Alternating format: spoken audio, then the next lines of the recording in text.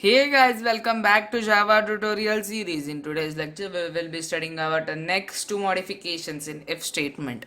In previous lecture, we have studied about the first modification, which was if else, and the plain if statement. Now in this lecture, we will be studying about if else if and the nested if modifications. So let's begin with our first modification, which is if else if modification.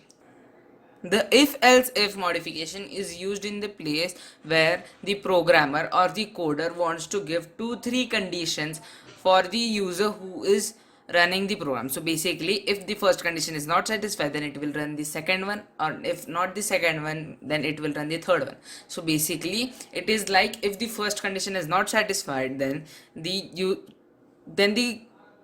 system will ignore the first block and then move on to the second block. If the second block's condition is also not satisfied, then it will again skip that block and move to the condition of the third block, and so on. So it basically checks whether the first is satisfied, then second, then third, and so on. So let's try to understand this with the help of a program. As you can see on your screen, I have written the basic program, which includes the header file, declare the scanner class, and empty system.out.println statement. Now we will write a main program. Let's begin with integer a semicolon. We will accept one value from the user using the statement system.out.println. In braces, we will write enter a number.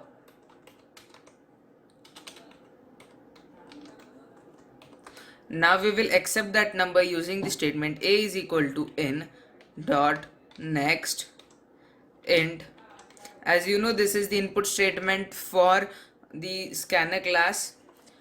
Now we will check this using the statement if a is greater than 0, then we will give our output as system dot out dot print ln.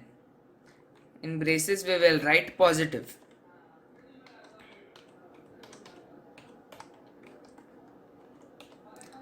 And now we will close our braces and we will write else. We will give a second condition. Now if the first condition is not satisfied, then system will skip that block and move on to this block to check this condition. If a is less than 0,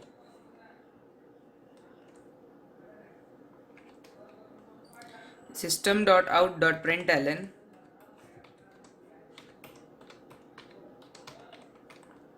in braces we will write negative.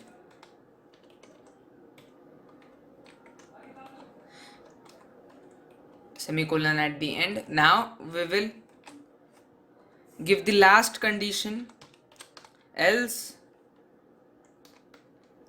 if a is equal to 0,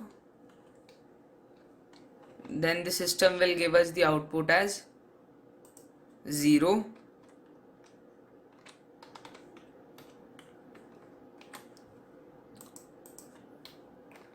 So let's compile this. As you can see, it is no syntax error. Now if the logic of the program is correct, then the system will ask us to enter a value.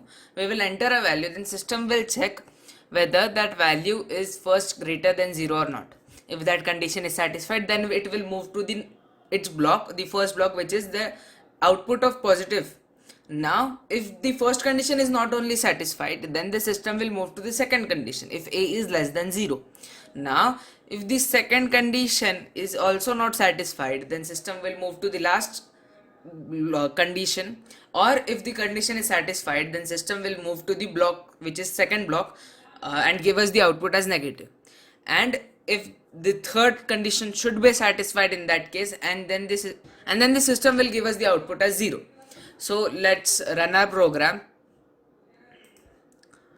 Void main string ARGs. Now the system is asking us to enter a number. Let's enter 12. The system has given us the output as positive because the first condition only was satisfied, that was the 12 is greater than 0.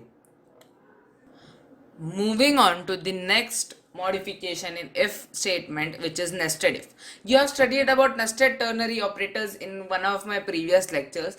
it is similar to nested ternary operator. The difference will be that in that case we used an operator inside an operator. In this case we will use if statement inside a if.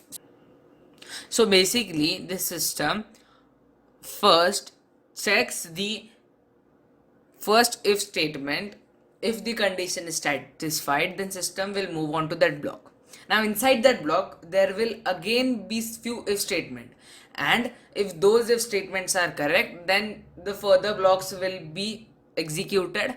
If not, then it will move on to the next if statement, and then again the same process will begin.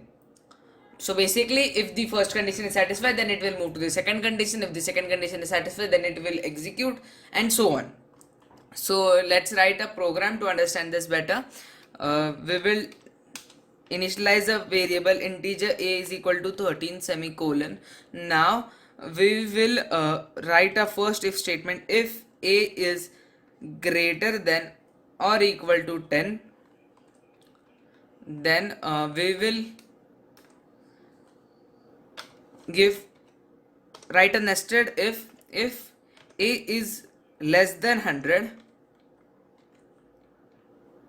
then in braces we will write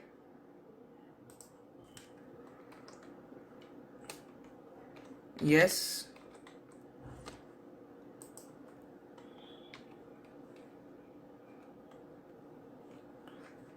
now if this condition is not satisfied, we will give an alternative output using the statement else system dot out dot print ln. The output will be no.